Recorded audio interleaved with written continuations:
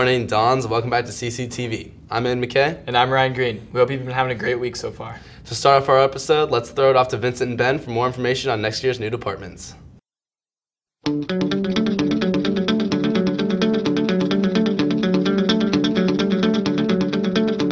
Hey Dons, I caught up with Mr. Wallace this week to talk about STEAM and next year's Advanced STEAM program. STEAM stands for Science, Technology, Engineering, Art, and Mathematics.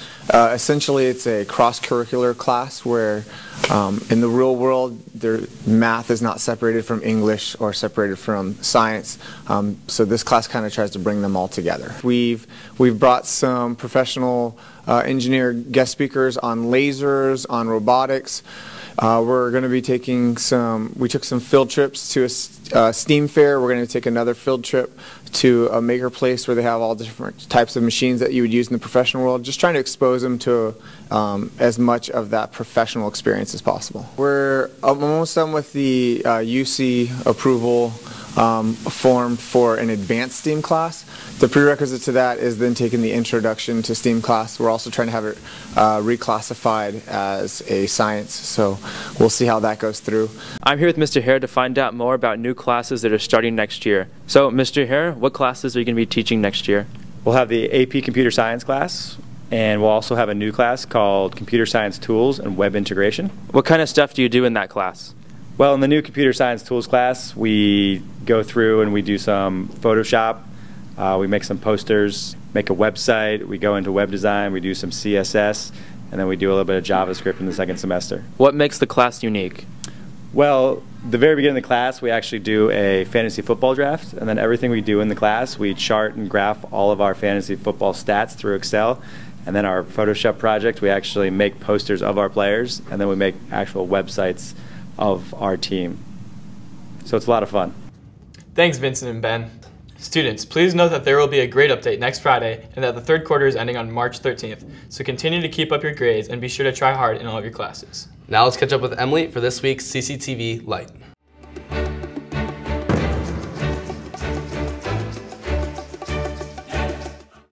Good morning, Cathedral. Welcome back to the one and only CCTV Lite. Today is the Solidarity Lunch that is happening in the spirit of this Lenten season. Let's go to my partner in crime, Paige Haley, who got the lowdown on this story. Thanks, Emily. I'm here with Mr. Dunn. So, Mr. Dunn, the Solidarity Lunch is happening today. Can you tell us a little bit more about that? Yeah, so the Solidarity Lunch will be today at lunch. You'll find it over by the cafeteria table. It's kind of in that nook over there. We'll be serving rice and beans for $2, but the goal is for students to donate more than $2 because all the extra money that students donate will go towards our inner city Lenten drive or Operation Rice Bowl. So why are we doing a Solidarity Lunch? First off, because the theme of the month is solidarity. And second off, it just is a reminder that we should be thinking of those that have less in the world. And there's about 2.8 billion people in the world that need our assistance and our thoughts and our prayers. And this is just one little way to help. Don't forget to come out at lunch and get some rice and beans. Back to you, Emily. Thanks, Paige. The Lent drive started yesterday, and collections take place in Gold 6 classes. The upcoming dates you can donate are March 6th, 13th, 19th, and 27th. Our goal is to raise more than we did during the Advent Drive, and all donations will go to benefit the inner city Catholic schools that we serve at. Freshman Jack Fennick is starting a toiletry drive for the Monarch School, and the great Paige Haley caught up with him for more information and to figure out how you can help him out. Thanks, Emily. I'm here with freshman Jack Fennick. So, Jack, what are you up to? I'm doing a toiletry drive for the Monarch School. It teaches from kindergarten through 12th grade, and it's for kids impacted by homelessness. I know this because my dad's a teacher there. And what should the students donate to this toiletry drive? They should donate male and female deodorants, male and female body washes, and lotions. And where can the students drop these items off? The students can drop these items off at the front and back of the school by the gates. And when does this drive go until? What are the dates? Next week from Monday through Thursday. Awesome. Back to you, Emily. The Caritas Award applications are due March 10th, so make sure if you're interested you finish those up. Finally, campus ministry applications are still being accepted and are due March 11th, so be sure to get those in on time. Well, that's all the news I have for you right now, Dons, but don't let that stop you from being updated on our Twitter page, at CCHS_service. I'm Emily Moynihan. Have an awesome Friday and a blessed weekend. Thanks, Emily. Seniors, please remember that the FAFSA deadline is fast approaching and be sure to continue applying to as many scholarships and grant programs as possible. For those of you who have applied for a Cal Grant, be sure to establish a Web Grants for Students account to check the status for your Cal Grant, to make updates to personal information, to report your college attendance, and to submit your high school graduation confirmation to the California Student Aid Commission. Please check in with the counseling department for more information. Now, please tune in for a public service announcement.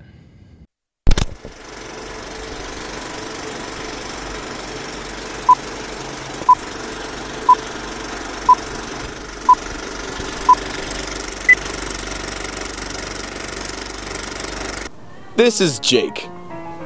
Say hi, Jake. Jake, would you consider yourself a safe person? Well, do you know what to do during an emergency that happens when at break, lunch, before school, or after school? Well, don't fret. I didn't know either. Thankfully, the lovely Mrs. Conroy is here to inform us all about it. The administration wants to thank all of the students and faculty for doing such a great job with the intruder drill a couple of weeks ago.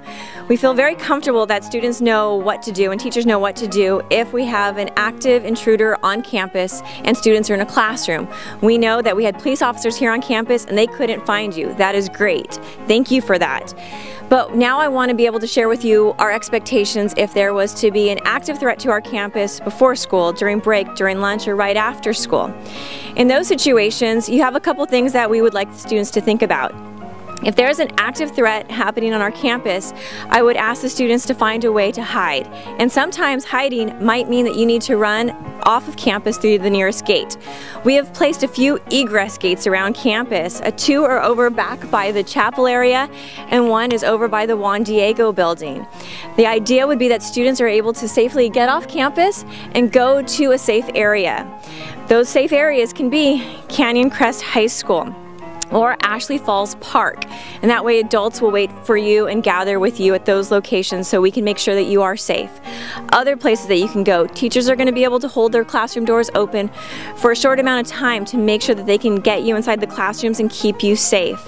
So keep in mind, if you have questions about what to do if there was an active threat to the campus, before school, during break, after lunch, after school, please come by and see any of the deans or go and see any of your teachers and ask those questions, because our #1 goal is to make sure that you know that you are cared for and that you are safe on our campus.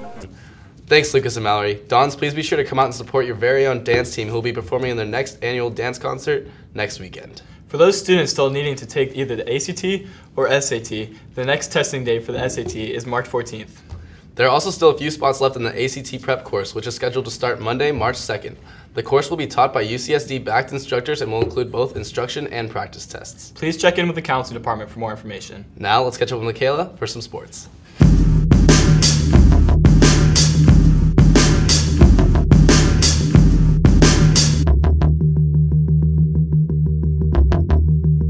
Welcome back to your weekly sports report, Dons. First up, your Dons roller hockey team came up with a win against our rivals, the Saintsmen, last week in a decisive 13-3 win. And kudos to Tristan Hooker for a nice goal at the final buzzer. Also, a special congrats to the team's coach, Luke Storno, who was selected CIF Coach of the Year. And congratulations to Drew Jones for being selected All-League Player of the Year, and to Drew Jones, John Leone, and Patrick Henson being selected to All-League First Team, and also to Drew Jones and Patrick Henson earning the All-Metro Second Team selection.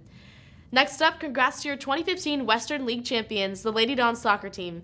The girls shut out both the La Jolla Vikings 2-0 and the Patrick Henry Patriots 5-0 this past week. Thanks for all your hard work and commitment. Rolling to your Dons soccer team who beat the Saintsmen last week 3-1 and who also earned the Western League title. Great job, boys. And bouncing into our Lady Dons basketball team who also clinched the Western League title this past week and went undefeated with a record of 12-0. The girls completely embarrassed the La Jolla Vikings by beating them 58-15. Nice work, ladies. And now, sending it over to Justin and Jamie, who covered an injury that plagues numerous Cathedral Catholic students.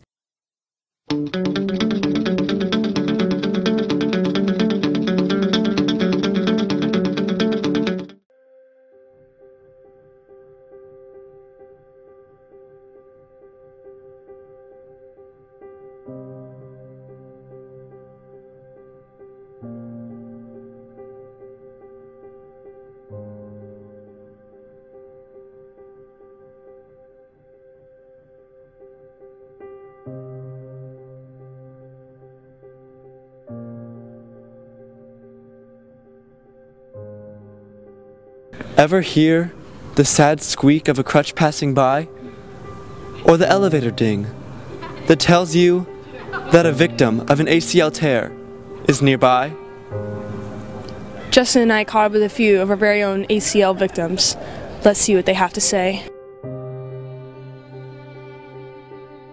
I tore my ACL in November 2014 here at Cathedral at the bottom field playing field hockey. It was a league game, last 30 seconds, and went towards the goal, stepped in a hole, and I tore it. I wasn't sure at first that I tore my ACL, but the trainer Tara told me. I was pretty scared that I wasn't going to play again, but after that, I just had to deal with it. It took a lot of physical therapy to recover. I've been going about twice a week, and it took a lot of patience, but my teammates and everyone else around me kind of helped me through it. It's a lot of lunges, a lot of jumping, and a lot of cutting once you get into it, sort of, after about 3 months. And it's just kind of making sure that you have balance on both your knees and that you're able to cut without having to favor your knee or anything like that. ACL injuries, anterior cruciate ligament, you are going to want to prevent these by doing specific exercises that strengthen your quadricep, which is the front of your leg, and the hamstrings, which is the back part of your leg. Things that you can do to do this, obviously lifting weights, but making sure you are lifting weights the proper way. So, you know, a good way is just to come down in the weight room, and Coach P and I can help you out with the proper technique for squatting, lunging, deadlifting. Any of those exercises will really help prevent this injury. Females are more prone to this injury because of our wider hips. So girls need to get down to the weight room so I can help you out with that. Single leg exercises are also good, balancing. And then just, you know, jumping technique. If you're in a sport where you're jumping and landing and your knees are caving inward, that is a bad sign. You know, just having somebody even film you while you're jumping and landing and showing you, hey, look what your knee is doing at this time, then that will help kind of give you self-awareness and really kind of correct those improper muscle movements. Thank you for sharing your stories. Now remember, Cathedral, drink your milk, eat your veggies, and strengthen your knees. Because you could be the next victim of this horrifying injury. Now back to you, Michaela.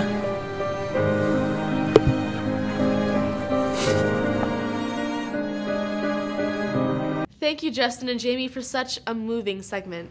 Next up, an incredible 4-3 victory for our Lady Dons water polo team over one of the top San Diego teams, the Coronado Islanders, in the first round Open Division playoffs. Congrats. Passing it to our Dons basketball team, who smashed the La Jolla Vikings recently 59-45. Junior Austin Beach led the scoreboard with 20 points, Junior Reed Johnson scored 15 points and had 12 rebounds, and Junior Cameron Moore had 9 points, 7 assists, and 5 steals. Great job, Dons. Lastly, good luck to all of our winter sports teams that may or may not be successfully advancing in CIF playoffs as of today. No matter the outcome, just know that you have made Cathedral proud. And to our spring sports teams, we anxiously await to see how you will do in the future. But for now, don't forget to go on Twitter and follow LSID Sports for all the latest on every team here at Cathedral. I'm Michaela Day, making a fantastic day and weekend, Cathedral. Now back to Ryan and Aiden in the anchor room. Thanks, Michaela, and good luck to all of our sports teams. Spring sports have started this week, so make sure to get your clearance cards in immediately if you plan on participating. Well, that's all the news we have for this week, Dons. I'm Aiden McKay. And I'm Ryan Green. Have a great weekend, Dons.